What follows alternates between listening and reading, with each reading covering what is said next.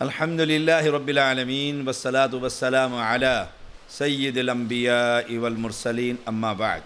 فہم توحید احادیث کی روشنی میں سیدنا ابن عباس رضی اللہ تعالی عنہما بیان کرتے ہیں، نبی اکرم صلی اللہ علیہ وسلم کی خدمت میں عبد القیس کا وفد آیا۔ وہ لوگ کہنے لگے، اللہ کے رسول صلی اللہ علیہ وسلم، ہم ربیع قبیلے سے تعلق رکھتے ہیں، ہمارے اور آپ کے درمیان قبیلہ مدر کے کافر حائل ہیں، اور ہم حرمت والے مہینے کے سوا بحفاظت آپ تک نہیں پہنچ سکتے، لہذا آپ ہمیں وہ حکم دیجئے جس پر ہم خود بھی عمل کریں، اور جو لوگ پیچھے ہیں ہم انہیں بھی اس کی دعوت دیں۔ سیدنا ابن عباس رضی اللہ تعالی عنہما بیان کرتے ہیں، ایک وفد آیا اور انہوں نے آ کر اپنے قبیلے کا تعارف کروایا۔ بات یہ ثابت ہوئی کہ پہلے آدمی کو اپنا تعارف کروانا چاہیے۔ آپ نے دیکھا ہوگا معاشرے میں ٹیلی فون کرتے ہیں اور کہتے ہیں پہچانا؟ نہیں پہچانا۔ کمال ہے آپ نے مجھے نہیں پہچانا۔ آدمی کسی وقت مصروف ہوتا ہے، کسی وقت کسی پریشانی میں ہوتا ہے، کسی وقت کس کیفیت میں ہوتا ہے، اور فون بجا اور بجتے ہی اپنا تعارف نہیں کروا۔ دیکھو بھئی کون بول رہا ہے، بتاؤ تو پتہ لگے، یاری تو تب ہے۔ پیغمبر علیہ السلام کے پاس ایک شخص، ایک جماعت، ایک وفد آیا۔ سب سے پہلے اس نے آ کر کہا، اللہ کے رسول صلی اللہ علیہ وسلم، ہم ربیع قبیلے سے تعلق رکھتے ہیں، اپنا تعارف کروایا۔ تو آداب مجلس کیا ہے؟ جہاں بھی آپ جائیں سب سے پہلے بتلائیں، میرا نام طیب الرحمن ہے، میں اسلام آباد سے آیا ہوں آپ سے ملاقات کرنی۔ اپنا تعارف کروائیں، اپنی قبیلے کا تعارف کروائیں کہ میں سید ہوں، زیدی خاندان سے ہوں، میں فلاں علاقے سے آیا ہوں اور فلاں میرا قبیلہ ہے، فلاں مسجد کا میں نمازی ہوں، میری مسجد میں فلاں عالم دین خطبہ دیتے ہیں، میں ان کا شاگرد ہوں۔ تعارف ہو۔ یہ سنت کے بالکل خلاف ہے کہ مجھے پہچانا کہ نہیں پہچانا، اور لوگ اکثریت ایسے کرتے۔ اب 10 سال پہلے ہم اکٹھے پڑھتے تھے یونیورسٹی میں، 10 سال کے بعد فون آیا، مجھے پہچانا ہے؟ کہاں 10 سال کا عرصہ گزر گیا، وقت گزر گیا، حالات تبدیل ہو گئے، عمر آگے نکل گئی، پریشانیاں بڑھ گئیں، مصروفیات بڑھ گئیں۔ تو اللہ کے پیغمبر علیہ السلام کے پاس شخص وفد آیا۔ ابن عباس بیان کرتے ہیں رضی اللہ تعالی عنہما کہ ہم ربیع قبیلے سے تعلق رکھتے ہیں، پہلے اپنا تعارف کروا دیں۔ اچھا جی، پھر اپنی پریشانی کا اظہار کیا۔ ہمارے اور آپ کے درمیان قبیلہ مدر، اس کے کافر حائل ہیں، ہماری پریشانی یہ ہے، ہم آپ کے پاس روز بروز نہیں آ سکتے، روز آپ سے دین سیکھنے کے لیے نہیں آ سکتے۔ کیوں؟ ہمارے اور آپ کے درمیان دشمن ہے۔ اپنی پریشانی کا اظہار کیجیے کہ میں آپ کے پاس آیا ہوں، میں فلاں گھر سے اور قبیلے سے، خاندان سے تعلق رکھتا ہوں، میری یہ پریشانی ہے۔ اب جو جواب دینے والا داعی ہے، دعات کے لیے سبق ہے اور سائلین کے لیے سبق ہے، مسئولین کے لیے بھی، کہ جواب کیسے دینا ہے۔ آتے ہاں جی کیا کام ہے؟ نہیں، پہلے اسے تعارف کروانے دیں، اسے تعارف کروانے دیں، اپنا نام بتلائے، اپنی تعلیم بتلائے، اپنی جاب بتلائے، اپنا علاقہ بتلائے، اپنے استاد کا نام بتلائے، اپنے خطیب کا نام بتلائے، اپنے عالم دین جس کے تحت وہ نمازیں پڑھ رہا ہے اس کا، تاکہ جواب دینے والے کے ایک سکیچ بن جائے کہ یہ بندہ اچھا فلاں عالم دین، وہ تو بہت بڑے عالم دین ہے، ان کا شاگرد ہے، اچھا فلاں خاندان سے ہے۔ جیسے امی عائشہ رضی اللہ تعالی عنہا نے، ایک شخص نے سوال کیا، آپ نے اس کی روٹی ہاتھ میں پکڑا دی، وہ چلا گیا۔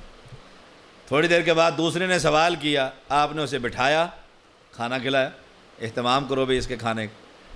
پوچھا امی جان، اس کو آپ نے ہاتھ میں پکڑا دیا۔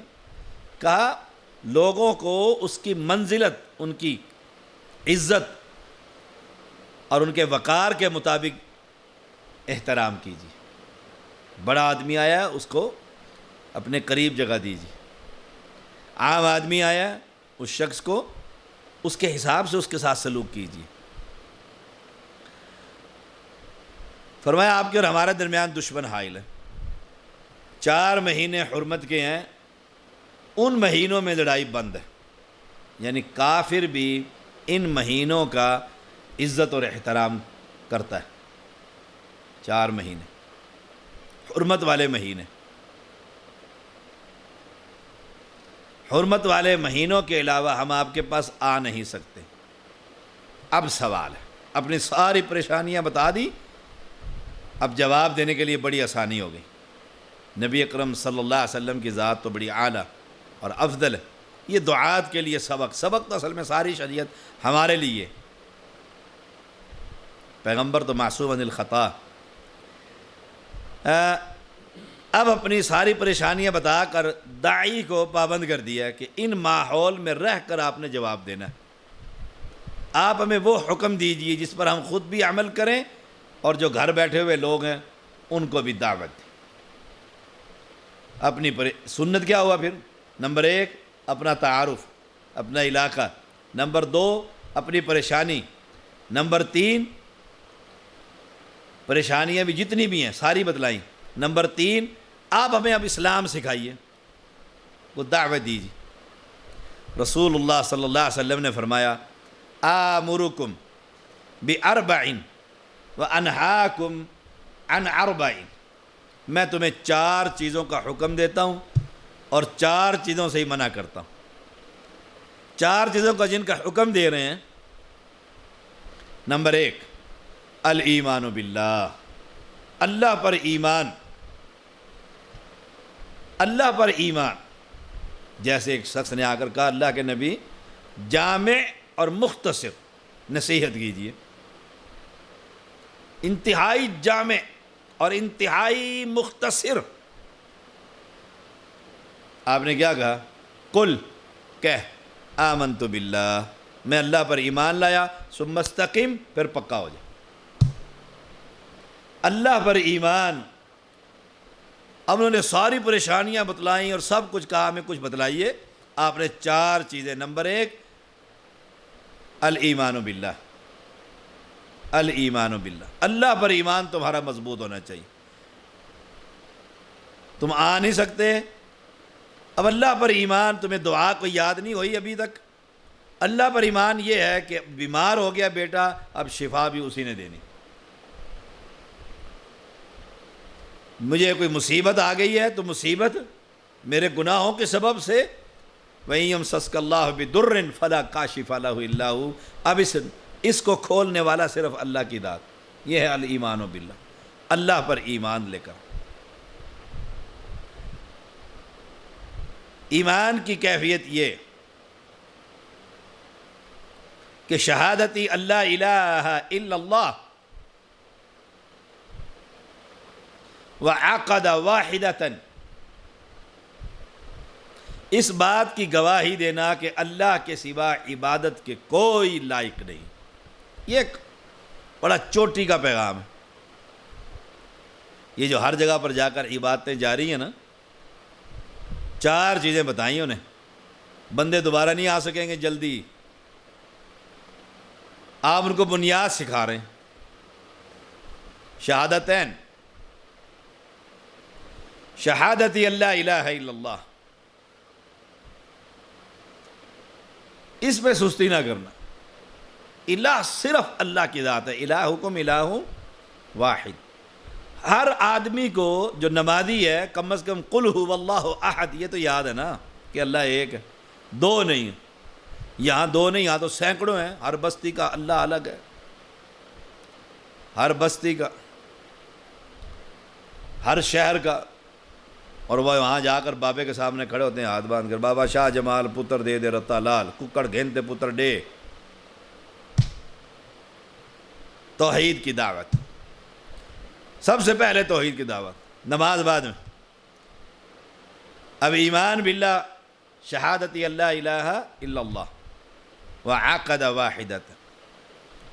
نمبر 2 واقام الصلاۃ، عقیدے کے بعد یاد رکھنا تم پر 5 نمازیں فرض ہیں، فرض ہیں، 4 نہیں، 3 نہیں، 2 نہیں، 1 نہیں، مصروفیت ہے۔ نماز کو مت کہو کہ مصروفیت ہے، مصروفیت کو کہو نماز کا وقت ہو چکا ہے، اب کوئی کام نہیں ہو سکتا۔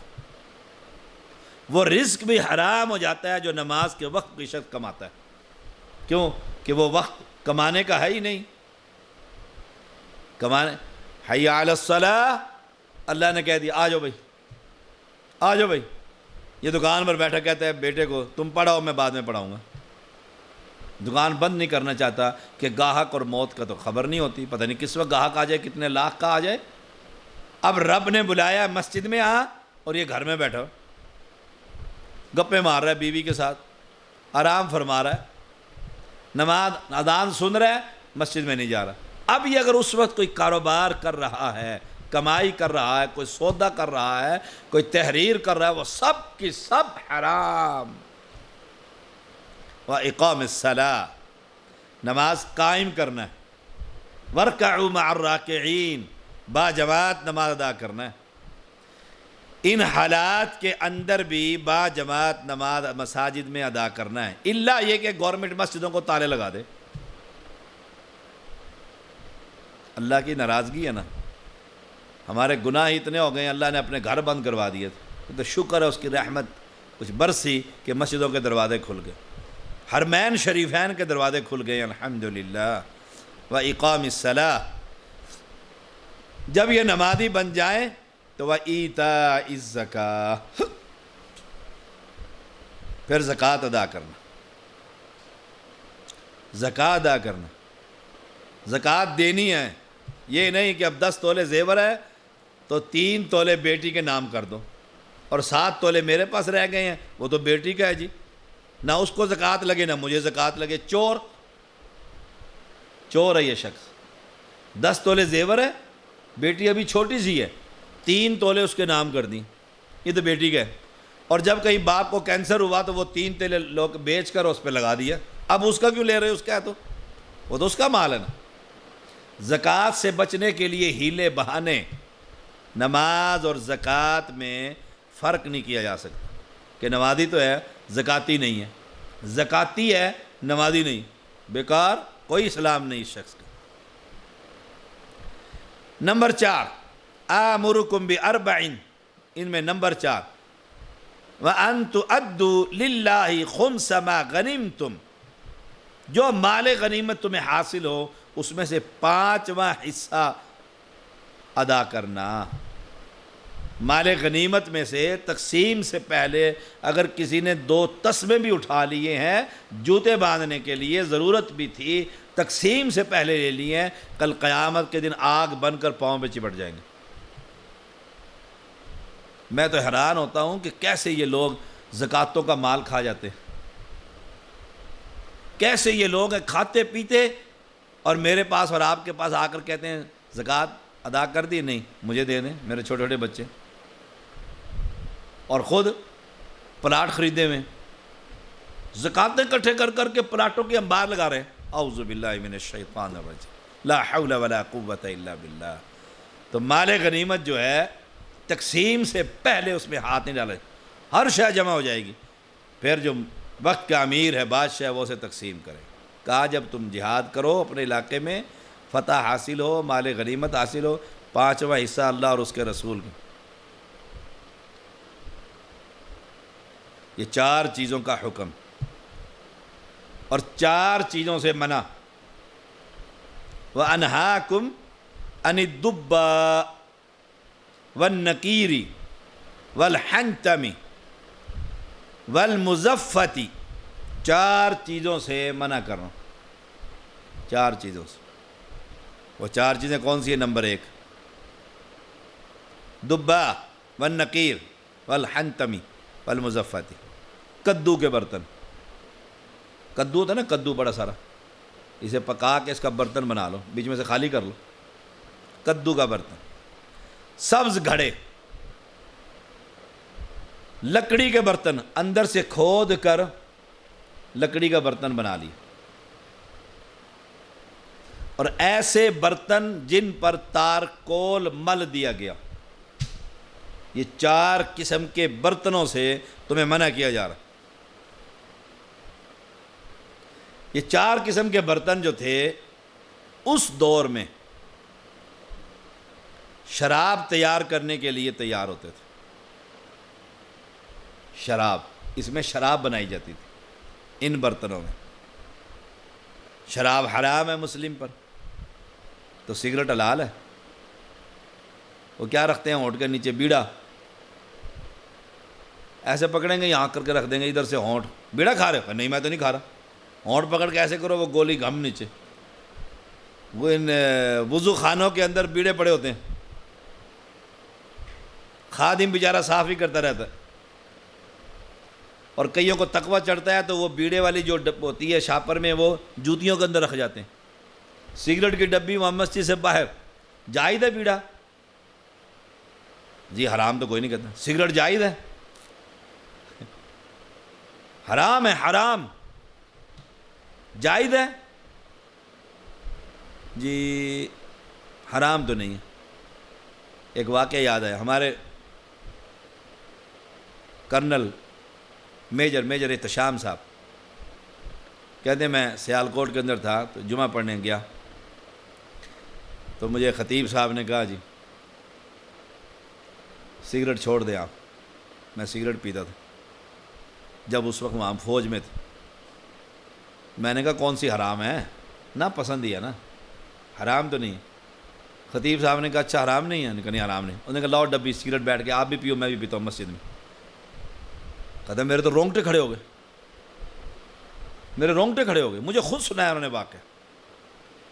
انہوں نے کہا اگر حرام نہیں تو مسجد میں بیٹھ کر آؤ دونوں ہی پیتے، لاؤ یہ مسجد میں پی لیتے۔